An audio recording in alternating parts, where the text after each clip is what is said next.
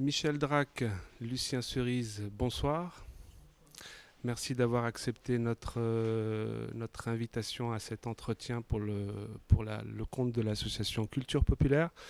Nous sommes à quelques minutes après une conférence que vous avez tenue ici à Nice, qu'on a nommée France-Europe entre guerre économique et chaos social. Je rappelle la sortie de vos ouvrages Lucien Cerise, Neuropirate, réflexion sur l'ingénierie sociale. Michel Drac, triangulation, repère pour des temps incertains aux éditions Le Retour aux sources. Le vôtre, Lucien Cerise, il est aux éditions Contre-Culture. Et je passe immédiatement la parole pour la première question à notre ami Romain. Oui, merci. Alors, bon, on va évacuer tout de suite une question un peu polémique pour nos deux invités. En fait, Michel, vous avez tendance à redimensionner un peu l'influence du lobby juif, entre guillemets, ou pro-israélien à l'échelle globale. Influence qui pourrait se réduire d'autant plus en cas d'intégration des oligarchies des BRICS dans le système mondialiste. Tandis que vous, Lucien, vous insistez très nettement sur un axe, on pourrait dire New York, Londres, Tel Aviv, en pointant du doigt notamment des cercles kabbalistes où semblerait s'élaborer la prédation financière, le chaos social contrôlé et la révolution transhumaniste. Pouvez-vous préciser vos points de vue ? Alors, moi, l'axe, je le vois plus entre Washington, Bruxelles et Tel Aviv. Je pense que c'est là que se prennent les décisions. C'est-à-dire que à ce niveau-là, bon, l'économique est... Alors c'est sûr qu'il y a des boucles de rétroaction, hein, des feedbacks, mais je pense que quand même l'économique est plutôt aux ordres du politique que l'inverse. Hein, même si effectivement l'infrastructure économique décide toujours, hein, de la superstructure idéologique. Mais bon, j'ai quand même l'impression qu'il y a des donneurs d'ordre et que les flux économiques, les flux financiers sont plastiques. Et peuvent être reformatés, reconstruits au nom d'une idéologie, hein, qui s'appelle le mondialisme, ou qu'on appelle aussi le cosmopolitisme, qu'on peut appeler aussi le sionisme, qu'on peut appeler l'atlantisme. Il y a tout un tas de noms. Hein. Donc, et en fait, bon, malgré tout, bon, il y a une constante. Hein. Les constantes, c'est notamment, bon, en fait, cette ambiance de chaos perpétuel que l'on connaît, hein, dans cette zone géopolitique, et qui porte aussi comme nom la guerre hybride.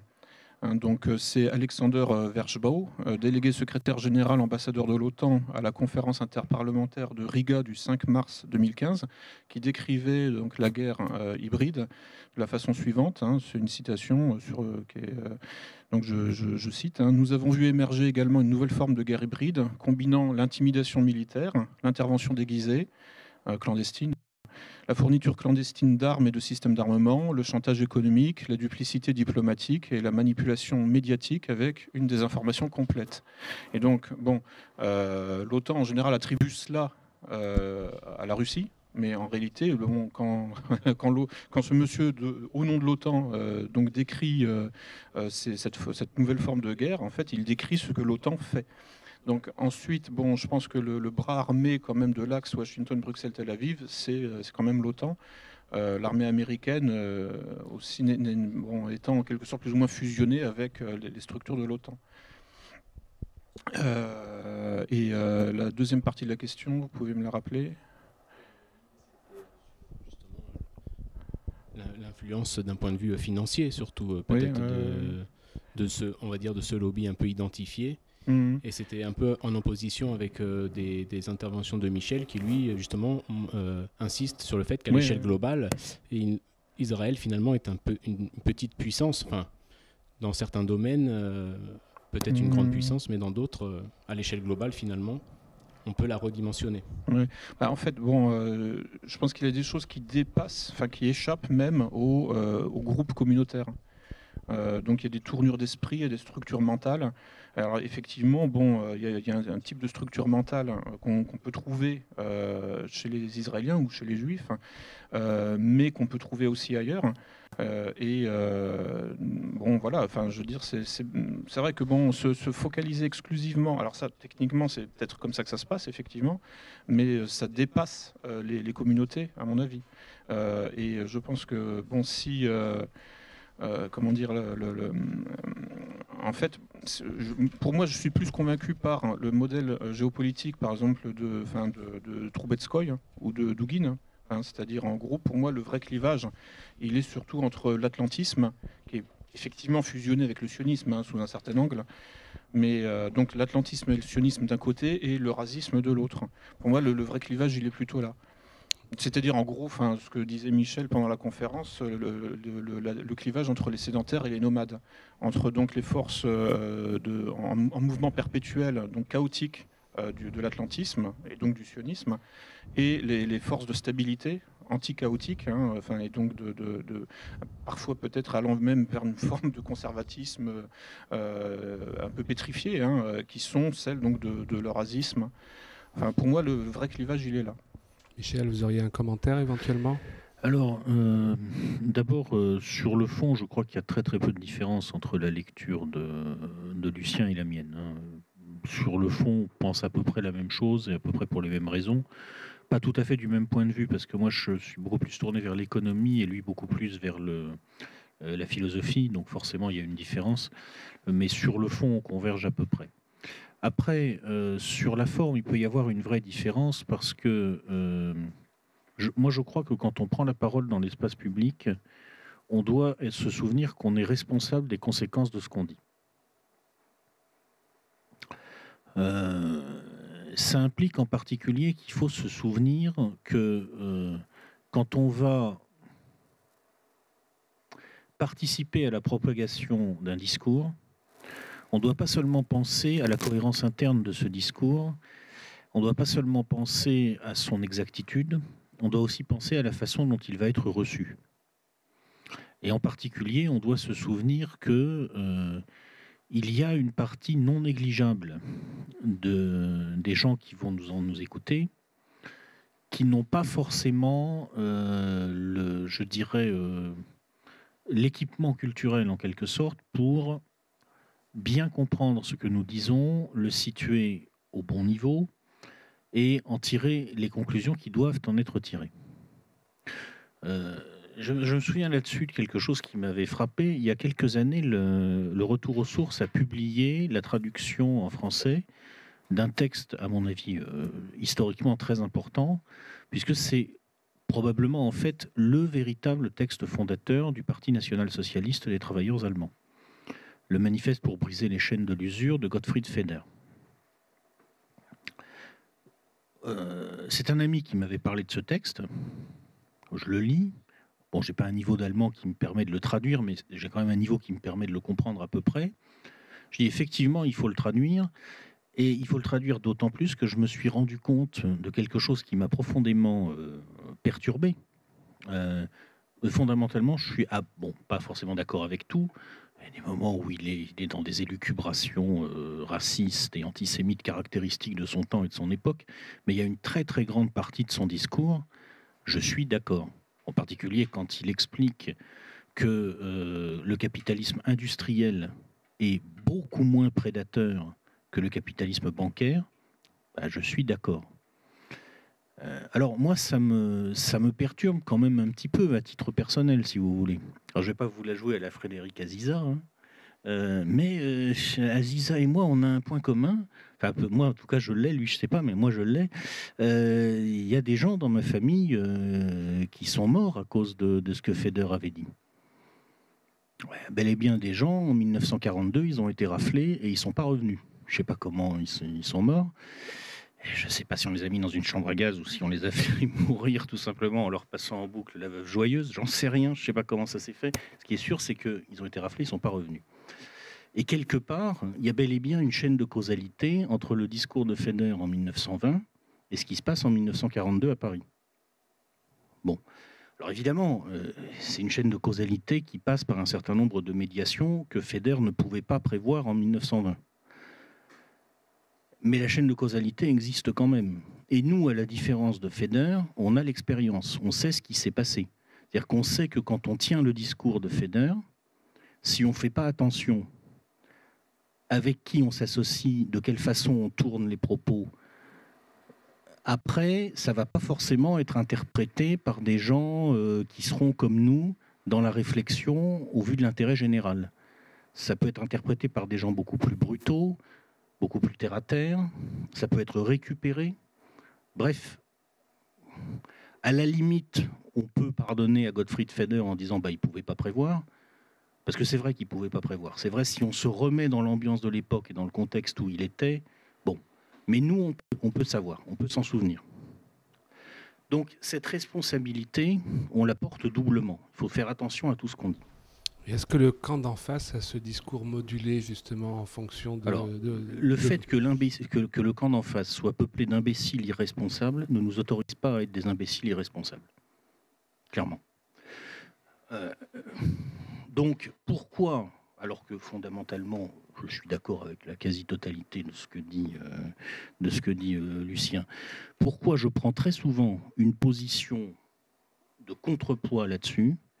C'est parce que je me souviens que, en introduisant cette position de contrepoids, je vais aider des gens qui n'ont pas forcément ce réflexe à se souvenir que c'est pas parce qu'ils pensent une chose que le contraire est forcément faux, que le contraire peut être vrai en un certain sens, qu'il ne faut pas raisonner sur des catégories trop simples, qu'il faut se méfier des glissements sémantiques qu'on peut déclencher sous l'emprise d'une sorte de surévaluation de la cohérence et du caractère explicatif de la thèse qu'on a dans la tête. Et c'est ça que je fais. Et c'est pour ça que je le fais. Après, sur le fond, bon, à quelques nuances près, je n'ai rien à rajouter ou à enlever à ce qu'a dit Lucien. Très bien. Je passe la parole à Grégor du site noach.org. Lucie est le surnom du fossile découvert en 1974, duquel nous viendrions. La brebis est le premier animal cloné en 1996 pour singer le Christ, sans parler des néologismes venant de Huxley. Thomas, le grand-père, bras droit de Darwin, est l'inventeur du mot agnosticisme en 1869, tandis que Julian, le frère d'Aldous et fondateur du WWF, est celui du mot transhumanisme en 1957.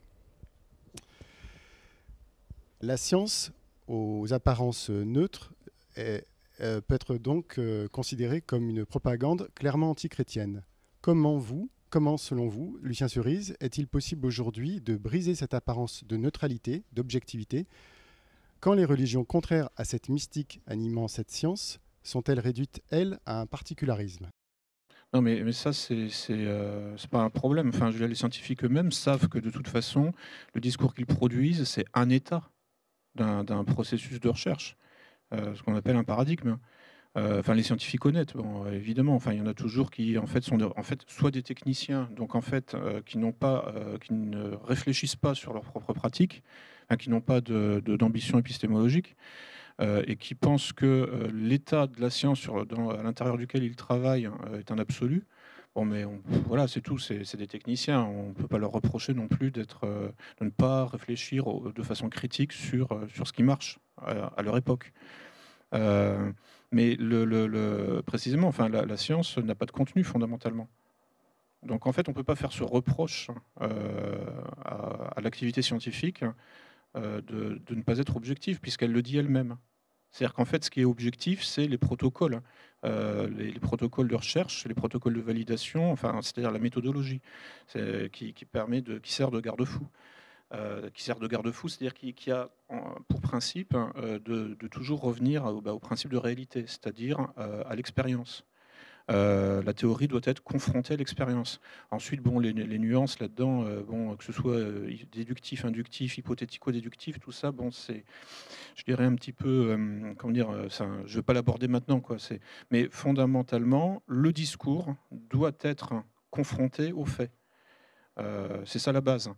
C'est ce qui distingue l'activité scientifique des autres activités humaines, métaphysiques ou autres.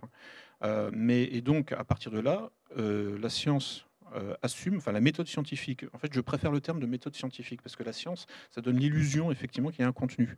Non, la méthode scientifique, en fait, donc revendique l'absence de contenu. En revanche, elle reste intransigeante sur la rigueur méthodologique et donc le fait de se confronter toujours aux faits. Voilà, donc, donc en fait, il y a des faux procès qui sont faits, des mauvais procès qui sont faits à la pratique scientifique. Hein, c'est-à-dire que accuser la science d'être dogmatique ou je ne sais quoi, bon, c'est un peu hors sujet, quoi. Romain, pour une question pour Michel. Oui, je voulais revenir sur l'affaire des Panama Papers qui a été évoquée durant la conférence. En fait, un des noms qui ont été, enfin, une des personnes qui a été visée, effectivement, c'était Vladimir Poutine, comme l'a fait remarquer Lucien. Une autre personne qui a été visée, c'est David Cameron. Et je voulais demander à Michel, justement, si ça pouvait avoir un lien avec les rumeurs de Brexit et donc une déstabilisation de la Grande-Bretagne. Voilà. En fait, la Grande-Bretagne joue un rôle clé dans le dispositif américain. Dans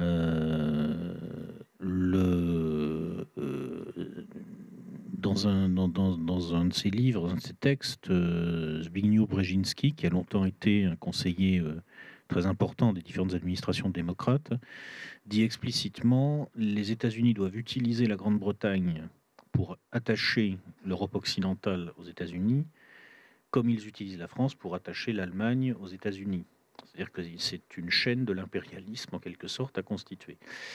La Grande-Bretagne, aujourd'hui, est inscrite dans les systèmes d'espionnage américain. Il y a une interpénétration de fait. En réalité, on peut pratiquement considérer que c'est un vassal obligé des États-Unis. Bon. Est-ce que Cameron va accepter réellement de conduire la Grande-Bretagne au Brexit? Qu'est-ce que le Brexit va impliquer à ce stade? Tout ça, on ne le sait pas. Donc, on ne peut pas tirer de conclusion, de plan sur la comète. Moi, ce que je pense, c'est que bon, les gens qui ont été outés, entre guillemets, dans les Panama Papers, donc, ce sont des gens qui, pour une raison ou pour une autre, devaient être fragilisés à un certain moment. Est-ce que c'est lié au Brexit ou à un autre dossier que nous ne connaissons pas? J'ai aucun moyen de le savoir. Parce que ça peut être plein de choses. La Grande-Bretagne joue un rôle très important sur la planète finance, bien au-delà de la question du Brexit. Quand on a envisagé avec Strauss-Kahn de faire évoluer le système monétaire international, la City of London était probablement plutôt d'accord. Il faut voir que les Britanniques continuent à maîtriser les marchés d'échange, même si la monnaie de réserve, c'est le dollar. Il peut aussi y avoir des conflits à l'intérieur, une guerre entre alliés en quelque sorte, entre Américains et Britanniques, ou à l'intérieur de la Grande-Bretagne, entre des gens qui sont partisans d'un alignement strict sur les États-Unis et ceux qui n'en sont pas partisans. Comment savoir? Voilà, ma réponse, c'est ça. Là où je vous suis tout à fait, c'est que bien évidemment, ces histoires de Panama Papers, c'est de la déstabilisation ciblée, ça c'est clair. Mais alors pourquoi ils ont ciblé précisément Cameron en ce moment? Est-ce que c'est lié au Brexit? Peut-être. Une question de Lisa à propos du livre Neuropirate. Donc Lucien Cerise, vous affirmez que les mécanismes de piratage du cerveau que vous identifiez ont un objectif implicite qui serait à terme l'extinction de l'espèce humaine et sa substitution par un homme augmenté, donc le projet transhumaniste finalement. Ma question était, est-ce qu'on peut y déceler la continuité des grands projets génocidaires historiquement reconnus par des moyens déguisés? Je pense que c'est pire. Non, mais les grands projets génocidaires étaient, comment dire, en fait, toujours de toute façon localisés ou comment dire ça, ciblaient en fait telle ou telle communauté, telle ou telle partie de l'espèce humaine. Là, ce qui est en cours, c'est un génocide de l'espèce en entier. Donc c'est bien pire. Hein. C'est là bon, il y a peu de chances que le transhumanisme soit réalisé tel que ses pères fondateurs le veulent. Effectivement, malgré tout, il peut y avoir des dommages collatéraux dans le processus pour y arriver. Les dommages collatéraux, on les voit déjà. Enfin, je veux dire, le LGBT est un volet du transhumanisme. Et ça va créer donc la théorie du genre qui est toujours en application dans les écoles en France ou en Europe, va produire des dégénérés. Enfin, des pauvres gosses qui ne sauront pas lire ou qui auront des problèmes de type hyperactivité ou ce genre de choses.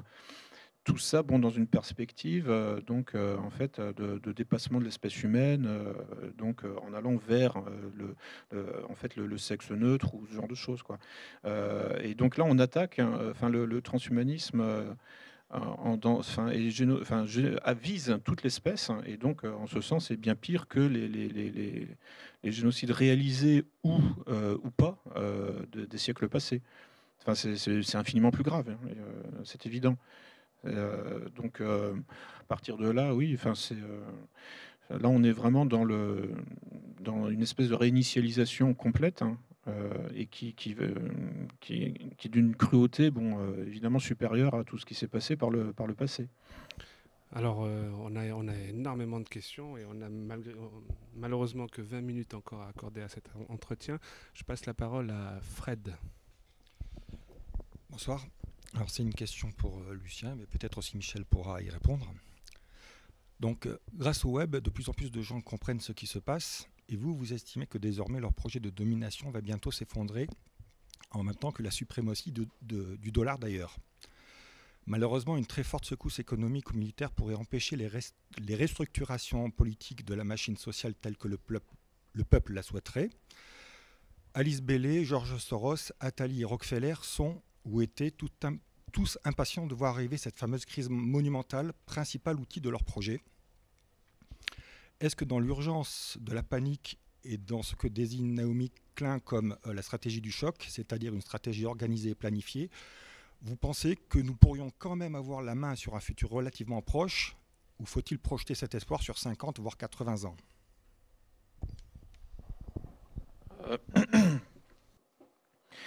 Bon,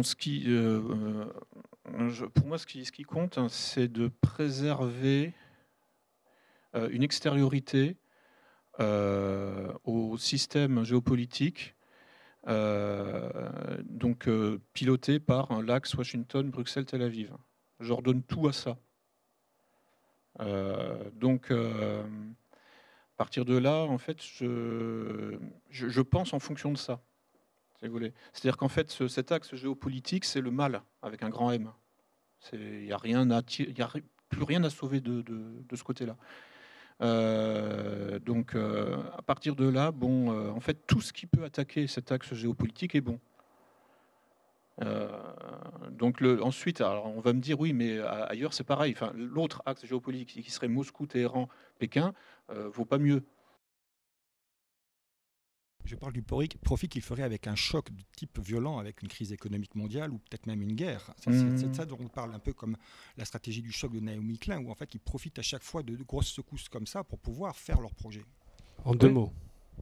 Mais en fait, oui, alors je réponds directement, quoi. Mais c'est-à-dire que là, un choc entre ces deux axes géopolitiques, en un sens, serait pour avoir des effets bénéfiques. À partir du moment où ça élimine l'axe Washington-Bruxelles-Tel Aviv. Mais ça l'élimine, c'est-à-dire ça l'éradique totalement. Il n'en reste plus rien. Donc effectivement, on pourrait envisager qu'un conflit nucléaire, qui serait perdu forcément par cet axe, finalement, au total, à la fin des fins, quoi, en quelque sorte, aurait des effets positifs. Bon, là, ce que je dis peut paraître un peu énorme, mais on est dans les normes. On y est. Je veux dire, c'est pas moi qui décide de l'échelle d'analyse. On est aujourd'hui dans les prémices d'un conflit majeur. J'en veux pour preuve que là, au mois de février, le président ukrainien a signé à Bruxelles un papier qui l'engage à aligner les standards militaires ukrainiens sur ceux de l'OTAN, et pour garantir l'interopérabilité totale des forces ukrainiennes avec celles de l'OTAN à horizon 2020. Bon, ça, c'est pas un site conspirationniste, vous le trouvez, enfin, j'ai archivé tout. Ça veut dire que l'OTAN attaque la Russie en 2021. Allez, c'est ça que ça veut dire, concrètement. Parce que là, il y aura donc l'intermarium réalisé, hein, c'est-à-dire en fait le front, enfin la ceinture de containment là, réalisée entre les États baltes, la Pologne et l'Ukraine. Donc, sauf accident, hein, le programme de l'OTAN, c'est d'attaquer la Russie sur un front unifié au niveau militaire. Et donc, bon, évidemment, faut mesurer les conséquences, sachant que, certes, entre la Pologne et la Russie, il y a la Biélorussie, mais la frontière ukrainienne est à 300 km de Moscou. Je vois mal comment Moscou pourrait ne pas réagir, hein, dans une configuration pareille. Je veux dire, il y a des officiels russes qui disent que de toute façon, on y va. On y va parce que à partir du moment où il y aura des missiles stratégiques implantés en Ukraine, et nous y allons, ils pourront frapper les installations nucléaires russes qui sont situées au niveau de l'Oural. Actuellement, ils ne peuvent pas. Mais l'OTAN a absolument besoin d'aller le plus possible à l'Est. Hein, c'est une espèce de Drang nach Osten. Et à partir du moment... et avec l'Ukraine, ça devient possible, hein, en termes de kilométrage. Donc nous allons au conflit nucléaire, c'est évident. C'est évident, sauf accident, si Trump est élu. Si Marine Le Pen est élue, s'il y a un Brexit, s'il y a patati et patata. Vous voyez, enfin, en gros, bon, il y a toujours peut-être effectivement des possibilités. Bon, Marine Le Pen étant plutôt pro-russe que pro-américaine. Enfin, en tout cas, bon, son équipe, quoi. Enfin, c'est en termes de financement, tout ça. Bon. Donc là, au niveau des alliances géopolitiques, sachant que Trump aussi s'est exprimé, hein, sur la question, bon, voilà. Donc, on peut éviter ça, effectivement, sous certaines conditions. Mais si elles ne sont pas, si c'est Clinton qui passe, si c'est Juppé et compagnie, etc., ou Sarkozy qui repasse, encore que Sarkozy est en train d'être acheté par Moscou, donc ça peut encore redistribuer les cartes.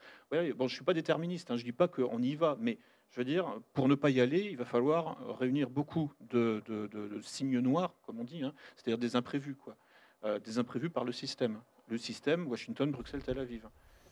Alors toujours sur le thème de l'international, on va passer à Romain. Et puis ce serait bien aussi de parler au niveau national. On a des questions notamment sur les élections régionales, etc. On va en garder. Non, justement, en parlant de friction entre blocs géopolitiques, j'aurais voulu avoir les jugements de Michel sur l'intervention décisive de la Russie en Syrie, puisque là, Palmyre a été libéré. D'ailleurs, on peut rebondir un peu sur les travaux de Lucien avec la guerre hybride, puisque maintenant les Russes se posent quasiment en défenseurs, en sauveurs de la civilisation face au terrorisme. Et que d'ailleurs, on peut dire aussi, donc déjà, est-ce que Michel les attendait à ce niveau du point de vue opérationnel, je veux dire les Russes? Et surtout, une des conséquences de l'intervention russe en Syrie, ça semble quand même être le déploiement quasi mécanique du terrorisme en Europe, au lieu de in situ en Syrie. Je crois qu'en Syrie, bon, déjà, sur le plan géopolitique, là par contre, j'ai quelques divergences avec Lucien. Je pense que l'oligarchie américaine n'est pas forcément unitaire, qu'il y a des débats à l'intérieur. Et en particulier qu'il y a une tendance aujourd'hui dans une partie de cette oligarchie à vouloir organiser un pivot vers l'Asie. Parce qu'en fait, les Américains réfléchissent en termes de menace principale et ils sont en train de faire l'analyse que la menace principale, certains Américains font l'analyse que la menace principale n'est plus la Russie, que ça commence à devenir la Chine. Et les Américains, semble-t-il, sont en train de s'organiser pour pouvoir transférer massivement des moyens vers le théâtre pacifique. Alors ça ne veut pas dire qu'ils ne gardent pas en réserve la possibilité éventuellement de mettre un très gros coup de pression sur la Russie, mais honnêtement, je veux dire, à mon sens, c'est allé un peu trop vite que de dire, parce que l'Ukraine, Poroshenko a signé un accord avec l'OTAN pour une intégration à 2020, il prépare une opération offensive à cette échéance. Je pense surtout qu'il prépare la possibilité de faire pression sur les Russes en les menaçant d'une opération offensive. Et éventuellement, si les choses dérapent, si elles vont au-delà de tout ce qui est acceptable de leur point de vue, effectivement, là, après, ça peut aller très très loin. De là à dire qu'ils ont déjà arrêté une stratégie et qu'elle va jusqu'à l'attaque directe, moi, je n'irai pas jusque-là. Je ne dis pas que c'est faux, je dis qu'à ce stade, je n'ai pas les éléments pour conclure dans ce sens-là. En revanche, il est très clair, effectivement, qu'ils veulent mettre une pression très forte sur Moscou, mais en même temps, il y a cette politique de pivot vers l'Asie et il y a ce qui s'est passé donc en Syrie. Là, manifestement, les Américains et les Russes ont conclu une sorte de modus vivendi. Je pense, là je tire un peu des plans sur la comète à mon tour, que ça vient du fait que les Américains ne savent qu'ils ne peuvent pas basculer vers le théâtre pacifique si le niveau de tension ne diminue pas au Proche-Orient. Ils n'ont pas envie de s'engager massivement là-dedans. Ils ont laissé les Français partir en francs-tireurs, probablement poussés discrètement par les Israéliens. Et puis ils nous ont laissé tomber, après qu'on ait mis sur les Russes la pression qui a sans doute servi ensuite aux Américains à négocier un certain nombre de... On a un peu servi de monnaie d'échange dans cette affaire, je crois. Je pense que l'intervention russe en Syrie a été rendue possible en partie pour cette raison. En partie pour cette raison, parce que les Américains, manifestement, essayent maintenant surtout de limiter le développement de ce que Huntington appelait l'axe islamo-confucéen, parce qu'ils essayent de se rapprocher de l'Iran, parce que ça, je pense même que Obama, quelque part, ça a dû l'amuser de planter la politique israélienne au passage. Ça peut jouer un rôle. Parfois, les questions d'hommes jouent vraiment un rôle. Secondaire, mais ça peut arriver. Et donc, les Russes, en quelque sorte, ont négocié, je pense, avec les Américains, le droit d'intervenir en Syrie. Je pense que ça s'est fait comme ça. Après, est-ce que c'est une surprise au niveau des capacités militaires? Je ne suis pas un expert. J'ai discuté avec un spécialiste qui m'a dit que, à son sens, effectivement, les Russes ont démontré que par rapport à ce qui était passé en 2008, ils ont fait de très très gros progrès et que donc, bon, c'est une démonstration de force sérieuse. Après, en soi, le fait qu'ils aient pu casser la gueule à 3 barbus imbéciles, tout ce que ça prouve, c'est que ça fait 2 ans que les Occidentaux faisaient semblant de combattre ces 3 barbus, c'est tout.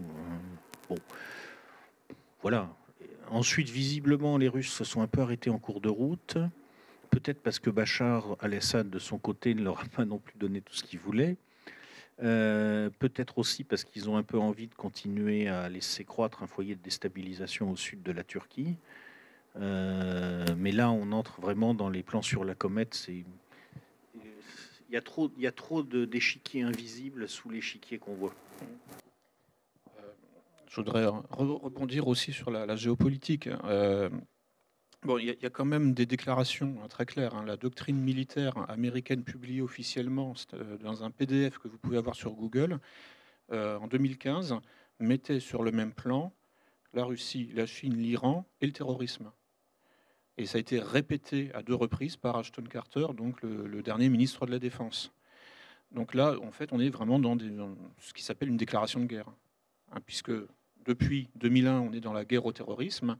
Dans cette doctrine militaire 2015, donc les 3, et la Corée du Nord, j'oubliais. Donc la Russie, la Chine, la Corée du Nord, l'Iran sont accusés de vouloir réviser l'ordre international sous pilotage américain et sont mis sur le même plan que le terrorisme, la menace terroriste. Donc, il est bien évident que le Pentagone n'est pas homogène totalement et qu'il y a aussi effectivement des gens qui veulent la paix, fondamentalement, au Pentagone, à la CIA, partout, ça on est bien d'accord. Mais quand on voit la doctrine officielle, là je parle de la doctrine officielle publiée et répétée par le ministre, qui est un civil, qui n'est pas un militaire, et souvent les militaires sont plus réalistes, quand je vois ça, je me dis on va au conflit, c'est certain. puisque c'est vraiment la doctrine officielle. Ensuite, effectivement, je pense qu'il y a, comme tu le dis, des gens qui freinent des quatre fers, chez les civils, chez les militaires, et qui se disent on est dirigé par des fous. Mais aujourd'hui, les États-Unis sont dirigés par des docteurs Folamour. C'est vrai, c'est pas excessif de dire ça. Et alors j'espère que effectivement les dissidents, on pourrait dire du Pentagone ou du Congrès, etc., en fait, feront tout ce qu'ils pourront pour empêcher que leurs propres directeurs, que leurs propres patrons, qui sont des docteurs Folamour, effectivement, aillent jusqu'au bout de l'affrontement. Alors à propos de guerre et d'organisation internationale, une question de Fred. Alors, après la Première Guerre mondiale, on a eu la Société des Nations. Après la Seconde Guerre mondiale, on a eu l'ONU. Et est-ce qu'après le troisième conflit mondial qui se prépare, semble-t-il, est-ce que nous n'aurions pas notre fameux gouvernement mondial ? Quelques mots, l'un ou l'autre. S'il y a affrontement effectivement entre deux blocs géopolitiques tels qu'ils se profilent, il n'y aura pas de gouvernement mondial. Non, effectivement, il y aura éradication ou affaiblissement significatif de l'axe atlanto-sioniste, en fait, ou atlanto-européano, ou euro-atlanto-sioniste, voilà, pour essayer de synthétiser en une formule un peu les trois têtes de la dynamique impériale, mondiale, mondialiste, cosmopolite. Mais ensuite, il n'y aura pas de gouvernement mondial dans ces conditions. C'est-à-dire qu'en fait, si c'est cet axe-là qui domine, qui gagne la dernière guerre, oui, il y aura effectivement gouvernement mondial. Mais je ne pense pas que cet axe-là soit en mesure de gagner une guerre, sachant que l'OTAN, par exemple, a un groupe de travail sur le LGBT qui passe leur temps, que les armées anglo-saxonnes et autres passent leur temps à féminiser ou à transsexualiser leurs effectifs militaires. Je veux dire, c'est pas comme ça qu'on gagne une guerre mondiale, parce que au-delà des ogives nucléaires, après il faut des troupes au sol. S'ils y vont en talons aiguilles, ils vont pas tenir très longtemps devant les Spetsnaz et les forces spéciales. Voilà. Donc en fait, on est dans un système qui est en train de se suicider, ce système Washington-Bruxelles-Tel Aviv, qui est en train de se suicider, mais qui voudrait entraîner le reste du monde là-dedans. À partir de là, l'autre axe, et qui est que j'invente rien, puisque c'est la doctrine officielle militaire. L'autre axe, Moscou, Téhéran, Pékin. Je passe sur la Corée du Nord, parce que c'est une région, c'est une province chinoise fondamentalement. Donc, cet autre axe eurasiatique, lui reste tout simplement dans un réalisme politique. Je ne dis pas qu'il est parfait. Je veux dire que c'est super de vivre en Chine. Simplement, nous avons affaire à des gens rationnels.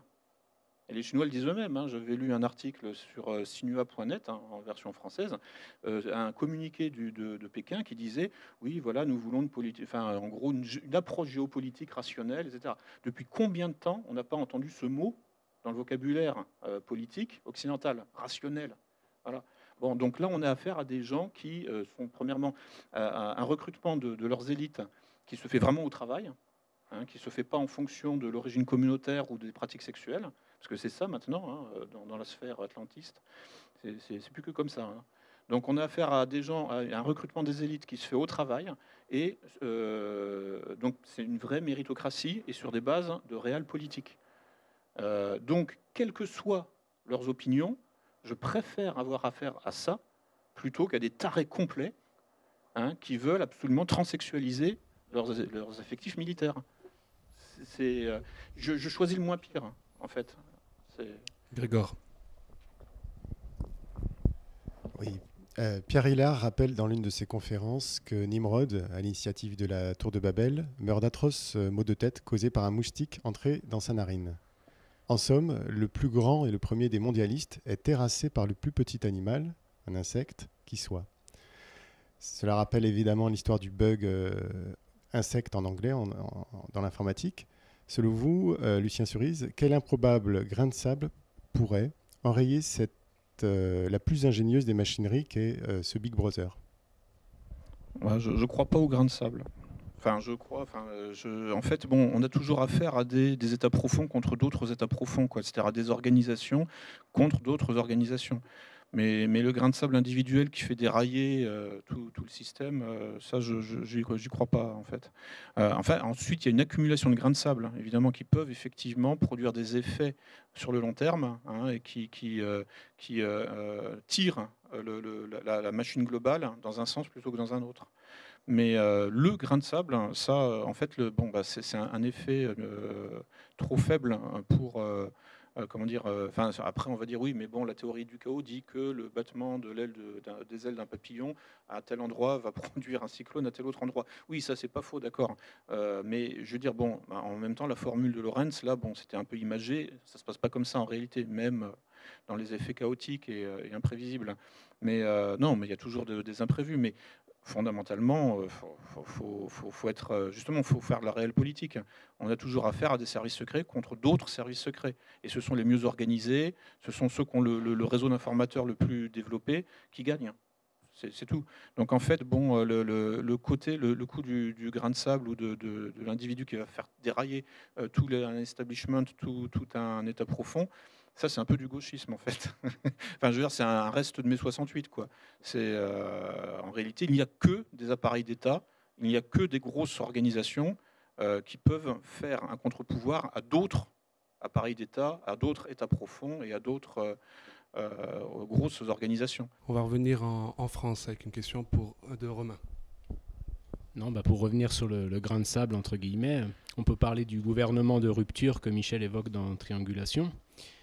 Mais avant d'arriver au gouvernement de rupture, on peut peut-être faire un commentaire sur le résultat des régionales, avec encore une fois un sketch des électeurs de droite qui se retrouvent avec un président de région de gauche et vice-versa, donc qui montre que le système est encore bien verrouillé. À mon avis, ce qui s'est passé aux élections régionales, c'est que au premier tour, on a eu le vote de la France qui s'informe sur Internet, et au deuxième tour, on a eu le vote de la France qui s'informe pas sur Internet. Je pense qu'il faut voir qu'aujourd'hui, il y a une sorte de dichotomie qui est apparue à l'intérieur de l'opinion publique, du corps électoral, avec vraiment des gens qui vivent plus dans le même monde. Il y a encore une bonne partie de la population qui reste captive mentalement des médias, et puis qui, plus profondément aussi, souvent pour des questions générationnelles, est vraiment dans une attitude défensive, de peur, de réflexe. Ce qui s'est passé au régional, c'est qu'au premier tour, on a eu confirmation qu'une grande partie de la France n'en peut plus. En gros, essentiellement, les moins de 50 ans, quand ils sont actifs et qu'ils ont du boulot et qu'ils ne sont pas dans une sous-catégorie de précariat qui a besoin du maintien du système de protection sociale à tout prix, ils ont plutôt tendance à voter FN. Quand ils ont basculé dans une situation de précariat qui a besoin du soutien des prestations sociales, ils vont plus aller voter apparemment vers l'extrême gauche, avec le petit fonctionnariat qui vient en appoint. Cette France-là n'en peut plus. Et puis on a aussi toute une France maintenant qui s'informe à travers avec l'infosphère libre, qui est sortie du piège de la médiasphère, et sur laquelle effectivement les grands partis institutionnels n'ont plus prise, parce qu'une fois qu'on a compris comment tout ça fonctionne, bon. Mais il y a encore à côté de ça toute une France qui continue à être dans les anciennes logiques, qui ne veut pas en sortir aussi souvent, parce qu'encore une fois, derrière, il y a des intérêts, il y a des petites habitudes, etc. Et c'est pour ça qu'à mon avis, sauf si le système à l'échelle continentale se casse la gueule géopolitiquement, monétairement, financièrement avant 2017, ce qui n'est pas impossible. Il faut voir ce qui va se passer avec le Brexit en particulier. Il faut voir ce qui va se passer dans les mois qui viennent au niveau de l'Union européenne. Mais sauf si le système se casse la gueule avant les élections de 2017, je suis convaincu que ce gouvernement de rupture n'arrivera pas au pouvoir en 2017. Mais après, par contre, quelques années après, oui, parce que de toute façon, ce système va se casser la gueule. Et puis petit à petit, la proportion de la population qui sort de la médiasphère pour entrer dans l'infosphère libre n'arrête pas d'augmenter. Donc, alors, on dit souvent que quand l'Amérique s'enrhume, éternue, le monde s'enrhume. Votre autopsie en 2 mots des 2 futurs candidats, Trump et Clinton, en 2 mots. En 2 mots. Alors d'abord, je suis absolument sidéré par le niveau de la campagne aux États-Unis. C'est-à-dire que vraiment là, je sais pas quoi, c'est des mutants les mecs. Hein. C'est pas possible un truc pareil. Et honnêtement, j'ai du mal à suivre. Parce que moi, je peux pas, je peux pas prendre ça au sérieux, quoi. Un débat entre Ted Cruz et Trump, même si très honnêtement, Trump m'est plutôt sympathique. Mais non, mais je suis pas comme ça, je suis pas américain et je peux pas, quoi. Il y a un moment où ça bloque. Sinon, mon opinion personnelle, bon, c'est que Clinton, c'est pas difficile. Hein. Les donateurs de sa campagne, c'est les grandes banques d'affaires. Si elle est désignée candidate, ça sera probablement, en grande partie en tout cas, grâce aux superdélégués. Donc c'est l'oligarchie du Parti démocrate. De A jusqu'à Z, c'est la candidate de l'oligarchie. Elle a eu comme secrétaire d'État, enfin comment ils appellent ça, je sais pas, ministre des Affaires étrangères, une politique catastrophique, belliciste. Donc, si j'étais américain, je voterais pour n'importe qui contre Clinton. Mais je veux dire, n'importe qui, même un fou furieux, un fondu intégral, je voterais. Voilà. Bon, c'est ce que j'ai à en dire. Lisa, pour une dernière question. Oui, alors Lucien Cerise, vous dites que les limites de la robotisation résident dans l'impossibilité à reproduire l'inconscient humain. Donc il ne serait pas programmable. Et donc l'humain, par conséquent, serait irremplaçable par structure. Pensez-vous que les processus d'ingénierie sociale négative que vous décrivez visent à éradiquer l'inconscient par la transformation de l'homme en objet? Et est-ce possible, selon vous, d'éradiquer l'inconscient? 2 minutes, Lucien. 2 minutes. Non, non, c'est-à-dire qu'en fait, le but de l'intelligence artificielle, c'est de réussir à modéliser l'intelligence. Mais l'intelligence peut-elle se modéliser elle-même? C'est-à-dire, est-il possible, y a-t-il un survol de la conscience? Est-il possible que la conscience survole elle-même intégralement? Eh bien non, c'est pas possible par définition, puisque la conscience est réflexive. Or, la structure même de la réflexion n'apparaît nulle part. C'est en fait, alors le seul moyen possible de modéliser la conscience, c'est-à-dire la conscience réflexive, puisque la conscience c'est forcément réflexif. Alors, parce que les sciences cognitives montrent qu'en fait la conscience apparemment serait produite par donc la circulation d'informations dans le cerveau, mais en fait par une redondance des cheminements. Et c'est ça qui produirait l'effet réflexif. Alors après, c'est une question. Donc on passe d'un problème qualitatif à un problème quantitatif. Mais est-il possible, alors, à ce moment-là, de modéliser ce cheminement redondant de l'information, ce qui permettrait donc finalement en 2 temps de modéliser la conscience, en 2 temps, et pas en fait en la modélisant d'emblée, c'est-à-dire ce qui là pour le coup est impossible, puisque précisément la structure en miroir en quelque sorte, la structure réflexive en elle-même n'apparaît pas matériellement. Sauf effectivement en suivant cette piste de la répétition, du fait que l'information passe plusieurs fois au même endroit. Voilà. Bon, et là, à partir de là, donc là, on a en fait un ancrage matériel qui permet de commencer à modéliser. Mais ensuite, il faut réussir avec nos capacités, je dirais mathématiques quand même nécessairement limitées, à modéliser complètement. En fait, une redondance comme ça du cheminement de l'information dans une mécanique aussi complexe qu'un cerveau humain. Il semble que là, à mon avis, je ne sais pas comment, ça ne me paraît pas possible non plus. Donc en fait, en théorie, une intelligence artificielle est possible, mais en pratique, je ne vois pas comment. Je vois pas comment, parce qu'il faudrait avoir une somme, des données numériques, enfin des données matérielles, des données expérimentales, en quantité, qui ne pourrait être traitée que par un superordinateur.